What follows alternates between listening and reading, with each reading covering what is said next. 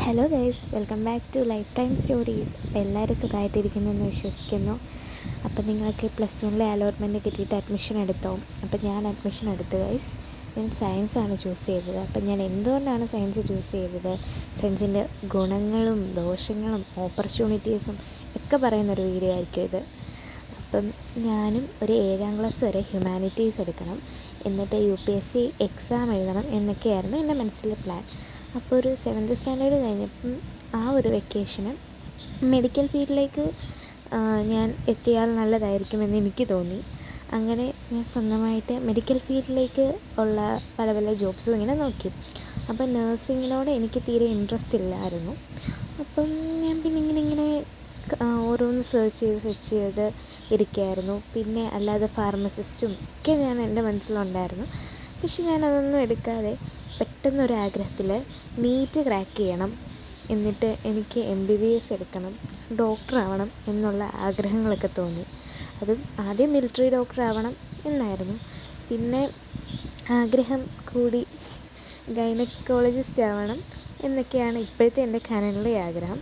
അപ്പോൾ അതുകൊണ്ടാണ് ഞാൻ സയൻസ് ചൂസ് ചെയ്തത്.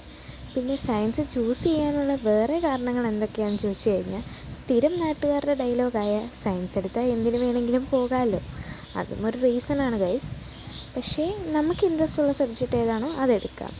എനിക്ക് സയൻസും ഹ്യൂമാനിറ്റീസും ഇൻട്രസ്റ്റ് ഉണ്ടായിരുന്നു. പിന്നെ കൂടുതലും എൻ്റെ ആ ഒരു താല്പര്യത്തിനും ഇഷ്ടത്തിനും വേണ്ടിയിട്ട് എനിക്കൊരു ഡോക്ടർ ആവണം എന്നുള്ളൊരാഗ്രഹം കൊണ്ടാണ് ഞാൻ കൂടുതലും സയൻസ് ചൂസ് ചെയ്തത്. അതും നിങ്ങൾക്കറിയാമല്ലോ, ഇപ്പോൾ നീറ്റ് പോലത്തെ എക്സാം എഴുതണം, ഡോക്ടറാവണം എന്നുണ്ടെങ്കിൽ സയൻസ് എടുക്കേണ്ടത് മസ്റ്റാണ്, ബയോസയൻസ്. അതുകൊണ്ടാണ് ഞാനത് ചൂസ് ചെയ്തത്. നിങ്ങൾ നിങ്ങളുടെ കരിയർ ഓപ്പർച്യൂണിറ്റി അനുസരിച്ച് സ്ട്രീം തിരഞ്ഞെടുക്കാൻ നോക്കാം. പിന്നെ സയൻസുകാരുടെ ഓപ്പർച്യൂണിറ്റീസ് പറ്റി സംസാരിക്കാം കേട്ടോ. അപ്പം സയൻസുകാർക്ക് ഈ പറഞ്ഞ പോലെ എല്ലാ മേഖലയിലും പോകാം. അത് സ്ഥിരം നാട്ടുകാരുടെ ഡയലോഗാണെങ്കിലും കൂടുതലും ആൾക്കാർ മെഡിക്കൽ ഫീൽഡിലേക്കായിരിക്കും പോകുന്നത്. ഇപ്പം ഞാനാണെങ്കിലും എൻ്റെ ഫ്രണ്ട്സ് സയൻസൊക്കെ എടുത്തവരെല്ലാവരും മിക്കവാറും ചിന്തിക്കുന്നത് MBBSും നേഴ്സിങ്ങും ഒക്കെ ആയിരിക്കും. എന്നാൽ ഇത് മാത്രമൊന്നുമല്ല, സയൻസിൻ്റെ ഓപ്പർച്യൂണിറ്റീസ് ഇഷ്ടം പോലെ ഉണ്ട്. അപ്പോൾ വേറെ ഏതൊക്കെയാണ് ഓപ്പർച്യൂണിറ്റീസ് എന്നാണ് ഞാൻ പറയാൻ പോകുന്നത്. മെഡിക്കൽ ഫീൽഡിൽ തന്നെ എത്തിപ്പെടണമെന്നുണ്ടെങ്കിൽ നിങ്ങൾക്ക് നേഴ്സിങ്, ഫാർമസിസ്റ്റ്, ടീച്ചിങ് നമ്മൾ BSc MSc ഒക്കെ എടുത്ത് ടീച്ചിങ്ങിന് പോകാവുന്നതാണ്. പിന്നെ പ്രൊഫസറായിട്ട് കയറാവുന്നതാണ്. പിന്നെ നോൺ മെഡിക്കലിൽ നോക്കുവാണെങ്കിൽ scientist, research, NDA, army forces, അതുപോലെ തന്നെ നിങ്ങൾക്ക് വേണമെങ്കിൽ നേവി ഒക്കെ ഓപ്റ്റ് ചെയ്യാവുന്നതാണ്. അതൊക്കെ നല്ല കരിയർ ഓപ്പർച്യൂണിറ്റീസാണ്, പ്രത്യേകിച്ച് ആർമി ഫോഴ്സും ഒക്കെ.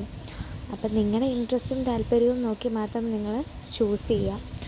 പിന്നെ ഇപ്പോൾ സ്ഥിരം നിങ്ങൾ കേൾക്കുന്ന ഡയലോഗായിരിക്കും, നീ ആ കോഴ്സ് എടുക്കരുത്, ഈ കോഴ്സ് എടുക്കരുത്, ആ കോഴ്സ് എടുത്തു കഴിഞ്ഞാൽ ജോലി സാധ്യത കുറവാണ്, അവിടെ കിട്ടില്ല, ഇവിടെ കിട്ടില്ല. അപ്പോൾ അതൊന്നും നിങ്ങൾ മൈൻഡ് ചെയ്യാൻ നിൽക്കേണ്ട. നിങ്ങളുടെ താല്പര്യം എന്താണോ അതനുസരിച്ച് മുന്നോട്ട് പോകാം. ആരുടെയും ഫോഴ്സിൽ ചെന്നിട്ട് ഒരു സബ്ജക്റ്റ് എടുക്കാതിരിക്കുക. അപ്പോൾ നിങ്ങൾക്ക് തന്നെ അത് പഠിക്കാൻ ബുദ്ധിമുട്ടായിരിക്കും. പിന്നെ ഈ അലോട്ട്മെൻറ്റിൻ്റെ സമയത്ത് എനിക്ക് പറ്റിയ ഒരബദ്ധം ഞാൻ പറയാം ഗൈസ്. ഞാൻ വിചാരിച്ചു ഫസ്റ്റ് നമ്മൾ ഓപ്ഷൻ കൊടുക്കുന്നിടം കിട്ടും എന്നെല്ലാവരും പറഞ്ഞിരുന്നെങ്കിലും ഞാൻ സെക്കൻഡ് ഓപ്ഷൻ വെച്ചെടുത്തായിരുന്നു എനിക്ക് പോകാൻ കൂടുതൽ ആഗ്രഹം. പക്ഷേ റീവാലുവേഷൻ കഴിഞ്ഞ് എനിക്ക് ഫുൾ A+ ആയപ്പം ഫസ്റ്റ് സ്കൂളിലത്തെ എൻ്റെ റാങ്ക് കൂടിയിട്ട് എനിക്ക് ഫസ്റ്റ് സ്കൂളിൽ കിട്ടി. അപ്പോൾ ഫസ്റ്റ് സ്കൂളിൽ കിട്ടിയാൽ നമുക്ക് ട്രാൻസ്ഫർ വാങ്ങാൻ പറ്റില്ല, നമ്മളവിടെ ചെന്ന് പെർമനൻ്റ്ലി ജോയിൻ ചെയ്തേ പറ്റൂ. അപ്പം ഞാൻ അവിടെ ചെന്ന് പെർമനൻ്റ്ലി ജോയിൻ ചെയ്യേണ്ടി വന്നു. പക്ഷേ എനിക്ക് ഇച്ചിരി ഇപ്പോൾ കുറച്ച് ദൂരെയാണത്, അപ്പം എനിക്കൊന്നും ചെയ്യാൻ പറ്റത്തില്ല.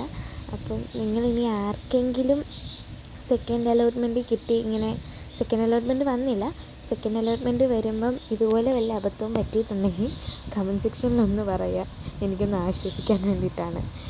പിന്നെ ഫസ്റ്റ് അലോട്ട്മെൻറ്റിന് കിട്ടാത്തവരാരും വിഷമിക്കണ്ട. സെക്കൻഡ് അലോട്ട്മെൻറ്റിന് എന്തായാലും കിട്ടും. നിങ്ങൾക്ക് അലോട്ട്മെൻറ്റിനെ പറ്റിയോ അല്ലെങ്കിൽ അഡ്മിഷനെ പറ്റിയോ ഒക്കെ എന്തെങ്കിലും ഡൗട്ടുണ്ടെങ്കിൽ കമൻറ്റ് സെക്ഷനിൽ ചോദിച്ചാൽ മതി. ഓഫ് കോഴ്സ് ഞാനതൊരു വീഡിയോ ആയിട്ട് ചെയ്യുന്നതായിരിക്കും. എല്ലാ തെറ്റിദ്ധാരണയും മാറിക്കിട്ടുന്നതായിരിക്കും. പിന്നെ ഇനിയിപ്പോൾ +1 കയറിയാലും മാർക്ക് കുറയും എന്നൊന്നുള്ള പേടി വേണ്ട. നമ്മൾ നന്നായിട്ട് പഠിച്ചാൽ നമുക്ക് നന്നായിട്ട് മാർക്ക് കിട്ടും ഗൈസ്. നമ്മുടെ ഹാർഡ് വർക്ക് എപ്പോഴും സക്സസ്സിലോട്ട് തന്നെ എത്തും. ഇനി എവിടെയെങ്കിലും നമ്മൾ ഫെയിലായി പോയെങ്കിലും നമ്മൾ വിചാരിച്ചു കഴിഞ്ഞാൽ നമ്മുടെ സ്ട്രെങ്ത് റീഗെയിൻ ചെയ്ത് നമുക്ക് ആ പഴയ പൊസിഷനിൽ എത്താൻ പറ്റും. അപ്പോൾ ഒരിക്കലും ആരും വിഷമിക്കേണ്ട. അപ്പോൾ മാർക്ക് കുറഞ്ഞു പോയി കൂടിപ്പോയി എന്നൊക്കെ ഞാനൊരു യൂട്യൂബിൽ ഷോർട്സ് ഇട്ട സമയത്ത് പലരും അതിൻ്റെ അകത്ത് വന്ന് കമൻറ്റ് ചെയ്തിട്ടുണ്ട്. എനിക്ക് റീവാലുവേഷൻ കൊടുത്തിട്ട് കിട്ടിയില്ല, എനിക്ക് അലോട്ട്മെൻറ്റ് കിട്ടിയില്ല, എനിക്ക് സൈറ്റ് കിട്ടുന്നില്ല, എനിക്ക് അത് ശരിയായില്ല, എനിക്ക് മാർക്ക് കുറവാണ്, ഇങ്ങനെയാണ്. അപ്പോൾ ആരും വിഷമിക്കേണ്ട, എല്ലാവരുടെയും വിഷമങ്ങളൊക്കെ മാറട്ടെ, എല്ലാം നല്ലതുപോലെ നടക്കട്ടെ. അപ്പോൾ നിങ്ങൾക്ക് എന്തെങ്കിലും ഡൗട്ട്സോ കാര്യങ്ങളോ ഉണ്ടെങ്കിൽ നിങ്ങൾ പറയുക. Please subscribe, like and comment. And ഈ വർഷം നമുക്ക് നല്ല അടിപൊളിയായിട്ട് പഠിക്കാം. അപ്പോൾ ഓരോ ദിവസവും വ്ളോഗ് ഇടണം എന്ന് ഞാൻ ആഗ്രഹിക്കും. ചില കാരണങ്ങളാൽ ഇടാൻ പറ്റാറില്ല, അപ്പോൾ അത് ക്ഷമിക്കുക. അപ്പോൾ bye bye guys. Like and subscribe, comment.